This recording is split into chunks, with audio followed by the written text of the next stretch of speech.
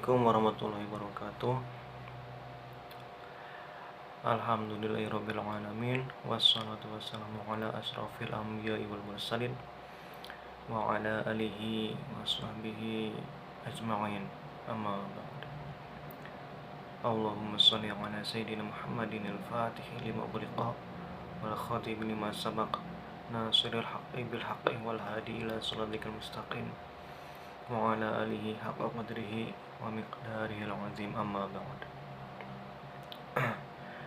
Izin memperkenalkan diri, nama saya Rian Syah dari kelas 4F. Akan menyampaikan pembahasan tentang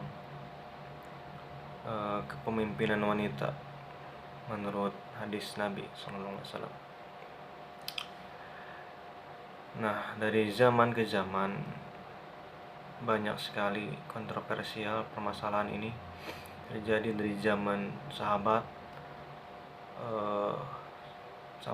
klasik sampai sekarang. Ada permasalahan bahwa wanita itu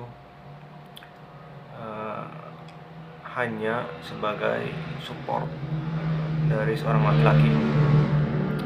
Nah, dulu Nabi pernah bersabda yang sabdanya seperti ini: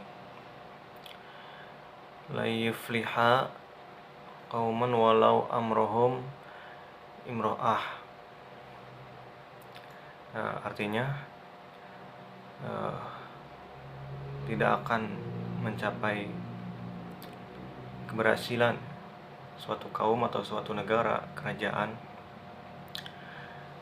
yang menyerahkan urusan pemerintahannya kepada seorang pemimpin perempuan. Nah, maksud dari hadis ini adalah kita kilas balik kepada asbabul wurudnya dulu. Nabi berkata seperti itu terjadi sebuah cerita bahwasannya Nabi mengirim surat kepada kerajaan Persia yang nama rajanya itu namanya Kisro, kalau tidak salah Kisro. Nah, karena dia sudah melihat surat dari Nabi, kemudian tidak menerimanya, menolaknya, merobek surat dari Nabi Kemudian tidak lama dari itu dia meninggal dunia, sehingga tahta kerajaannya diberikan kepada anaknya, yaitu seorang perempuan.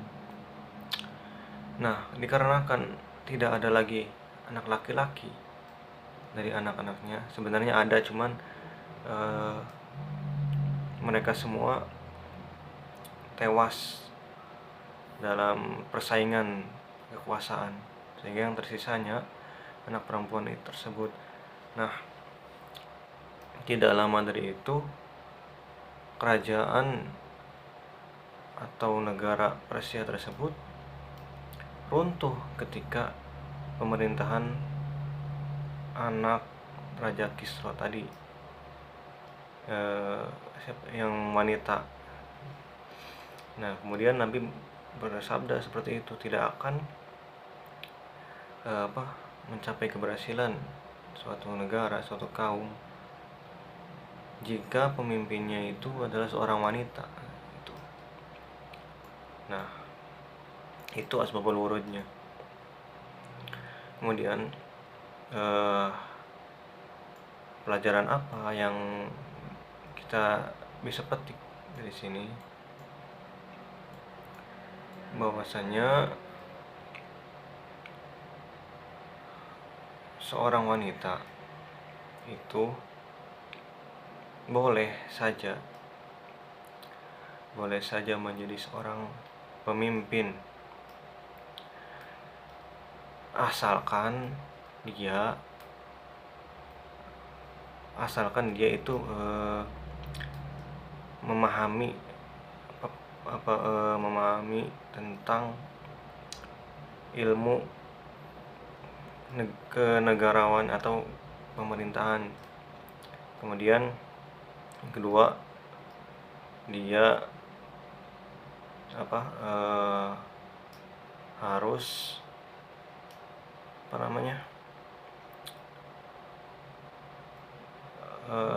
tidak mementingkan keluarganya. Itu kan seorang wanita itu kan, kata Nabi, seorang wanita itu lemah dalam akalnya dan agamanya. Maksudnya apa? Maksudnya lemah dalam akal itu, Nabi pernah berkatakan, satu saksi laki-laki itu sama dengan 2 saksi perempuan. Nah, itu bahwasanya akalnya itu lemah dibanding dengan laki-laki. Kemudian kalau lemah dari agamanya, Nabi pernah berkata bahwasanya seorang wanita itu kan memiliki akan mengalami haid dan nifas, kan, seperti itu. Nah, dari haid dan nifas itu sehingga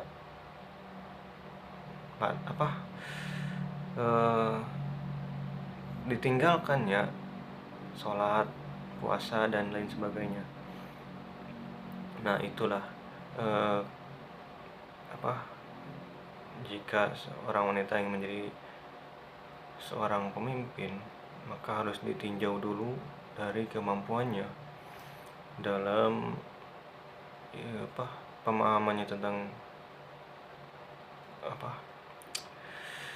pemerintahannya, dalam ilmu pemerintahan, hukum. Kemudian harus memiliki pengalaman, memiliki wawasan yang luas juga. Dikatakan bahwa pada zaman Sayyidina Umar bin Khattab itu ada seorang wanita yang dijadikan sebagai pemimpin lembaga yang mengurusi perdagangan, kalau tidak salah, perdagangan di Arab, di Madinah. Nah, dia itu mengurusi jika ada perselisihan, jika ada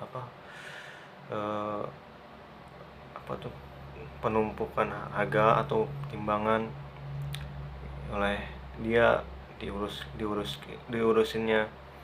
Jadi di sini kita bisa mengambil pelajarannya bahwasanya seorang wanita itu boleh saja menjadi seorang pemimpin, asalkan dia harus memenuhi kriteria-kriteria dan syarat-syarat menjadi seorang pemimpin. Nah, dalam menurut Profesor Dr. Quraish Shihab, itu wanita itu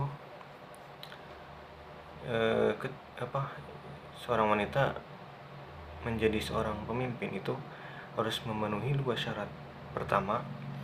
Syarat pertama itu dia harus memenuhi kebutuhan keluarganya terlebih dahulu, seperti mendidik anak. Mendidik anak itu kan tugas seorang wanita, seorang ibu, mendidik anak. Kemudian yang kedua, dia berkemampuan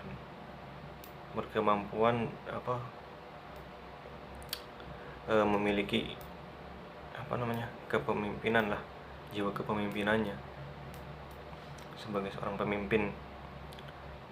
Tentunya dari pengalamannya, ilmunya, wawasannya, dan juga lain-lain, seperti itu. Ya, itulah pembahasan kali ini yang dapat saya sampaikan.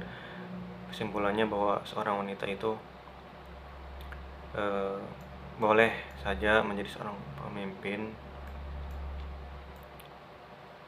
asalkan dia sedang saya bilang tadi harus memenuhi syarat-syaratnya tertentu. Dan jika ingin menjadi seorang pemimpin itu kan harus adil juga. Dia juga harus adil, bijaksana juga. Tadi yang menurut Profesor Dr. Quraish Shihab tadi, dia yang pertama itu harus memenuhi kewajibannya sebagai seorang ibu rumah tangga, sebagai seorang pemimpin di rumah tangganya. Yang pertama itu, soalnya kan dia harus mendidik anak terlebih dahulu, kemudian baru pemerintahan atau kepemimpinan. Ya, itu saja mungkin yang dapat saya sampaikan dalam pembahasan kali ini. Kurang lebihnya mohon dimaafkan, karena saya juga seorang manusia yang tidak luput dari kesalahan dan kekhilafan. Wallahul muwaffiq ila aqwamit thoriq. Wassalamualaikum warahmatullahi wabarakatuh.